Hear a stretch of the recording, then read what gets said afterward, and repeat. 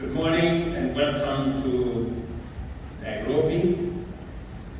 It's called the Green City in the Sun.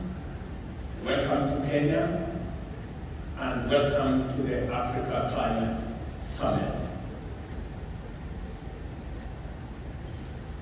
I have welcomed you to this great city on behalf of the people and government of Kenya. To this meeting that is co-hosted by the Africa Union Wildlife National Park.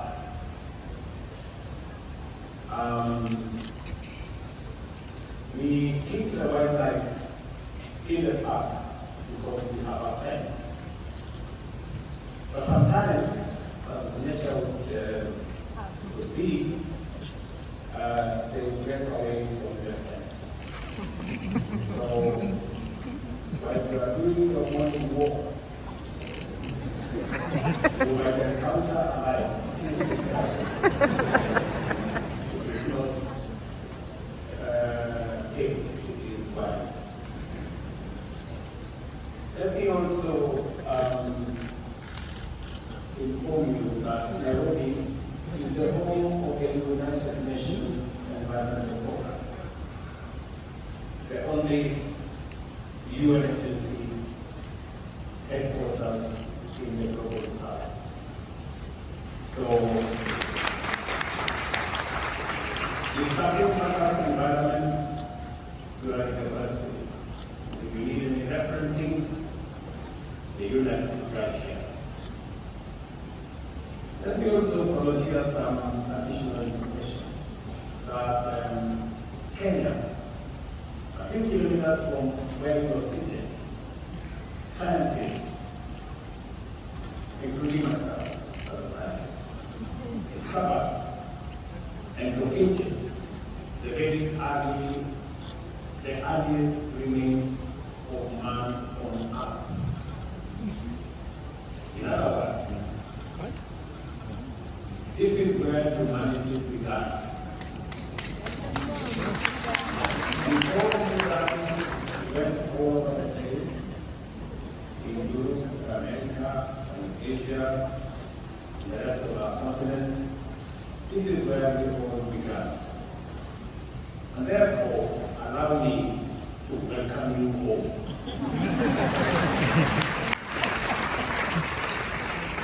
In a few months, we are having a conversation as Kenyans. In a few months, we are seriously considering abolishing any visa requirement because it is unfair to ask anybody coming home for visa.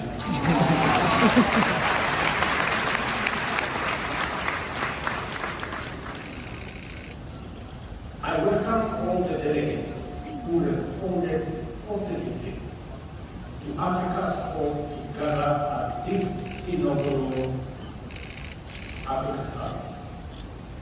In order for us to imagine, design, and then build a future of prosperity for Africa and the world, you have just stepped into, you have not just stepped into a conference hall. You have entered the future. A future ripe with potential driven by global partnerships committed to African prosperity, inclusive growth, and a livable planet for all of us. Clearly, therefore, this is no ordinary summit. We are not here just to talk about Africa or climate change in the usual way, which often accentuates our divisions. You all remember the North versus South, developed versus developing, polluters versus victims, and the whole of that conversation. And even within our own government, sometimes we have conversations around economic development. So have they needed for us to achieve stable and dignified livelihoods, and is often cast as a trade-off with environmental stewardship as if they are mutually exclusive, when in actual fact they are positively reinforcing. Let me be clear, these conversations are necessary. Africa's carbon footprint remains small, but the human toll of climate change is disproportionately high. The urgency to address loss and damage and to configure appropriate financial mechanisms for resilience grows with each extreme weather event and each bout of climate-induced insecurity. A complex interplay of needs and responsibilities is a daily challenge, but it should not lead to a deadlock. We must be alert to the fact that they can sometimes blind us to the bigger picture. Delivering prosperity and well-being for Africa's growing population without pushing the world deeper into climate disaster is not just an abstract proposition or a mere wishful thinking. It is a real possibility proven by science and affirmed by emerging experience. Leaders, innovation trailblazers, experts, investors, and captains of industry are here to explore the opportunities, tackle the barriers, and scale up solutions. While I cannot encapsulate the breadth and depth of all our program within my own remarks, allow me to outline the overarching theme, which is the unparalleled opportunity that climate action represents for Africa. As you are aware, the climate conversation began 31 years ago in 1992 in Rio de Janeiro. But this is the first African summit 31 years later. When my colleagues agreed in the Africa Union delegates, agreed to my offer to host this climate summit, it was clear to me that this inaugural summit is going to be the stepping stone to the ultimate resolution of this challenge. The reason why possibly we haven't made much progress is because Africa had not consolidated and assembled its ideas and brought them to the table. I am confident that now going forward, we have all what it takes to create a win-win outcome out of this very intense conversation about climate change. This occasion serves us to contemplate the full range of possibilities that can be unleashed by directing investment and appropriate technology to actualize our continent's abundant resource and governance. Let us look, for example, at food production and the protection and expansion of our invaluable natural carbon sinks, which stand at the intersection of our environmental ecology permanent and economic opportunities on the other hand. Since 1961, Africa has witnessed a 1/3 reduction in agricultural productivity due to climate change, a stark reminder of the urgent need for adaptation. Yet, much of the world is just waking up to the merits of restorative agriculture, a practice that already resonates with African farming practices. By building on the wealth of indigenous knowledge, we can skill, enhance, and even monetize agricultural systems. This enables us to unlock the potential in our agricultural land assets, representing 2/3 of the world's uncultivated, unutilized arable land to feed our growing populations, and do so in harmony with our invaluable natural carbon sinks. Additionally, the restoration and expansion of Africa's natural carbon sinks are not just an environmental imperative. In fact, they are an unparalleled economic goldmine. They have the potential to absorb millions of tons of CO2 annually, which should translate into billions of dollars if we living in a fair world, improve livelihoods, and millions of opportunities across this continent. And I was having a conversation yesterday about the bank, one of the big multinational banks, and he was telling me about Africa's GDP.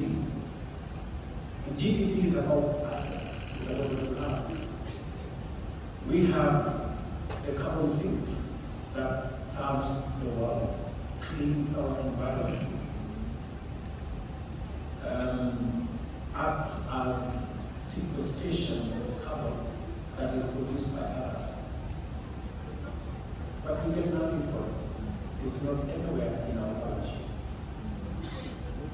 Everybody's assets are in their balance sheet. Some of ours are not in that balance sheet.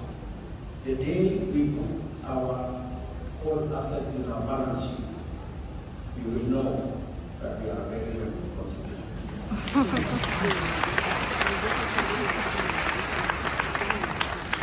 And let me say, we do all that, but it doesn't count for much. But we do it anyway, because we love this world, because it's our home. And that is why the conversation of North versus South has come to an end. Who did what? It's not a conversation that we have the luxury to engage in. Because when the apocalypse happens, it will happen for all of us, for the entire humanity. Let me say this. We do this, and all of this comes while safeguarding our biodiversity. We are careful to make sure that that's in place. Our renewable energy resources are not just environmental necessity. They are the ultimate catalyst of radical socio-economic prosperity. They can fuel sustainable development, drive economic growth, create jobs, and also uplift millions from energy poverty, all while reducing our carbon footprint continentally and globally. The possibilities are not just promising, they are transformative. Africa can power all our energy needs with renewable resources. The continent has enough potential to be entirely self-sufficient with the mixture of wind, solar, geothermal, sustainable biomass, and hydropower. In Africa, we can be a green industrial hub that helps other regions achieve their net zero strategies by 2050. In other words, what I'm saying is unlocking the renewable resources that we have in our continent is not only good for Africa, it is good for the rest of the world. Because we not only are driving our own growth, but we are ready to share these resources with the rest of the world And by doing so, we will assist the rest of the world in ensuring that we move towards the net zero target that we all set for ourselves. And for African renewable resources, it is not just the volume, but also the non-seasonality of our renewable energy that stands out.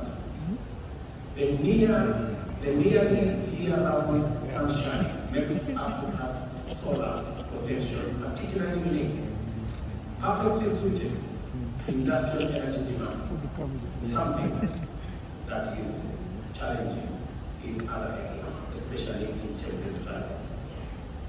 Kenya, for example, serves as a good example of what is possible. Our national grid currently operates at 3 gigawatts, with 93% of that power being renewable. Our mission is audacious yet achievable: 100% renewable by 2030 and a 100 gigawatt grid entirely renewable by 2040. A serious challenge in bridging the investment gap in order to enable the continent to meet its energy needs is the creation of demand on sufficient scale to provide incentives for appropriate private investment in energy infrastructure development. Industrial energy at scale is therefore necessary to anchor energy demand as a means of tackling the widespread energy poverty still prevalent across our continent. The numbers are stark. Nearly 600 million Africans lack access to electricity. Another 150 million grapple with unreliable power. And almost a billion have no access to clean cooking energy. But the abundance of our renewable resources, the possibilities offered by new technologies, and opportunities created by new climate financing offers enormous possibilities for us. We have the capability to provide reliable and cost-effective energy access to all Africans by 2030. The green transformation of both production and consumption is not optional. It is an imperative. The global demand for such solution is already gaining momentum. Our strategic proximity to substantial reserves of metal and minerals necessary for a global energy transition makes Africa an attractive candidate to become a global hub in green industrial supply chain, from refining metals and minerals to constructing and assembling electric motor vehicles, batteries, and other components. Let me invite you to this unprecedented geo-economic opportunity for Africa. We are already key players in the extraction of these minerals, but much of the higher value addition, smelting, refining, assembly, and even the production of electric motor vehicles happens elsewhere. Let's put some numbers to add perspective to what I'm saying. By 2025, the mining of battery critical minerals, nickel, lithium, cobalt, is estimated to generate some $11 billion in value. If we take the next step and engage in value-added activities like refining these minerals into industrial-grade metals, that value could contribute to $50 billion. And if we consider the end-to-end value chain for electric vehicles, including the battery pack and all other components, the market value skyrockets to to an astonishing $7 trillion. That is a trajectory. What today we are selling for $11 billion could be $7 trillion if we engage in the right trajectory. And that is what we say. And that is what Madam Joseph was saying. What these figures clearly demonstrate is that Africa can no longer afford a minimalist, short-termist, raw material-based approach. The time has come for us to break out of the shackles of low ambition. We must now begin to aim higher and strive for more and better outcomes. As we work towards capturing more economic value from these opportunities, we are not just building a resilient and prosperous continent, we are also contributing to a more balanced and stable global economy. It is the only way, ladies and gentlemen, we are going to stop the migration using weekend boats from one continent to another. It is the way that we are going to stop the negativities. We need to balance our development, and we have the assets to do it, and we have the ambition to do it, and we want to do it together. Trillions of dollars globally are looking for green investment opportunities as the pressure to tackle climate change and crisis heightens. Africa holds the key to accelerating decarbonization of the global economy. It is a statement of fact. Africa holds the key to decarbonizing the global economy, whether it is industrialization, whether it is manufacturing. We are not just a continent rich in resources. We are a powerhouse of untapped potential, eager to engage and fairly compete in the global marketplace. Consider this. Every year, Africa needs to generate approximately 30 million jobs, new jobs for Africa, to accommodate its rapidly expanding workforce. These are not just numbers, they are not just statistics. These are 13 million opportunities to build our future. 13 million dreams that can be fulfilled through climate-proof avenues of growth, and 13 million steps towards shared prosperity. The examples I have shared with you are not mere statistics. They are pragmatic routes for Africa to not only participate in the global economy, but to excel and to grow. I accept that it is one thing to say what is possible, and entirely another to make it happen. For example, infrastructure is expensive.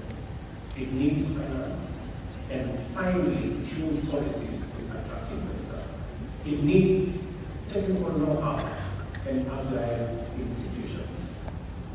Another concern that we all know and we all appreciate is cost of capital in Africa, acting as the most prohibitive barrier to our progress. Private investors charge high premiums driven by both real but mostly perceived risks. It is not a secret that we are paying at least 5 times as much as advanced economies to borrow from the financial market. It's a fact documented.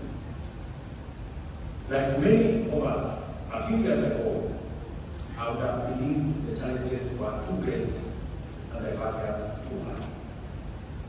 Today, I see them differently, as mere tests of our collective will and ingenuity. We should develop effective policies and regulations that capitalize investment and entrepreneurship and unleash the creativity of local business we must transform Africa's resource wealth from mere potential into real opportunities by directing large-scale investments that will actualize the possibilities that exist and await our citizens in present and in future generations. Let's make no mistake. However, we have no choice but to approach this colossal task with clear minds and open eyes. Allow this to happen before Africa can live up to its full potential of providing climate solutions for its citizens and the entire world.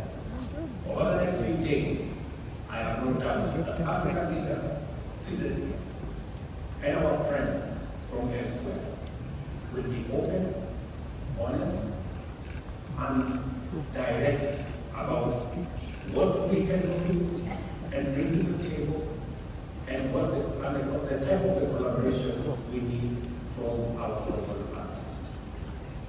My call to everyone present in this historic summit is for us to work together and converge our efforts on African priorities.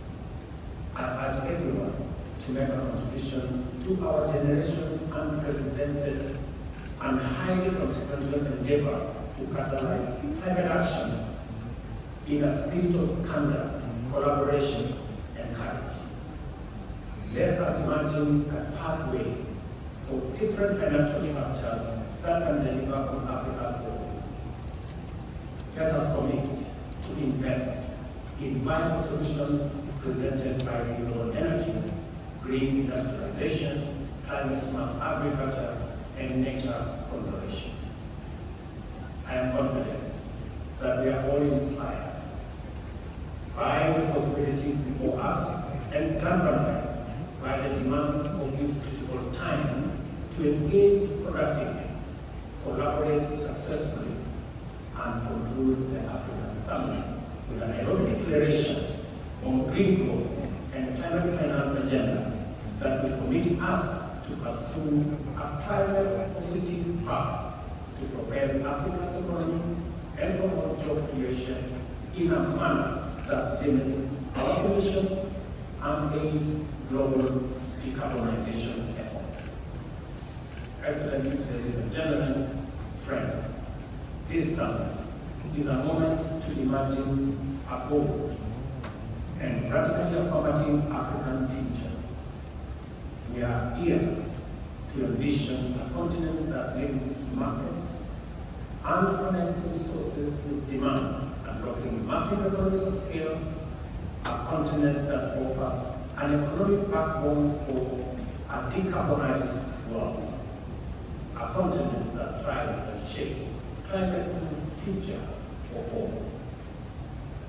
So, as we immerse ourselves into the array of complex issues during the summit, let us fix our gaze firmly upon the horizon of possibilities. The future is not just something to hope for. Neither is it something to merely wish or wait for. The future is for us to conceptualize and actualize starting now. That is what we have come to do at the Africa Climate Summit.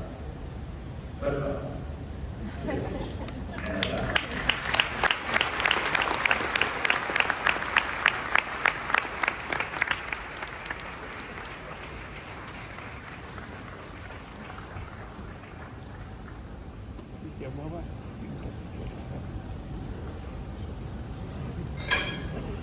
One more round of applause.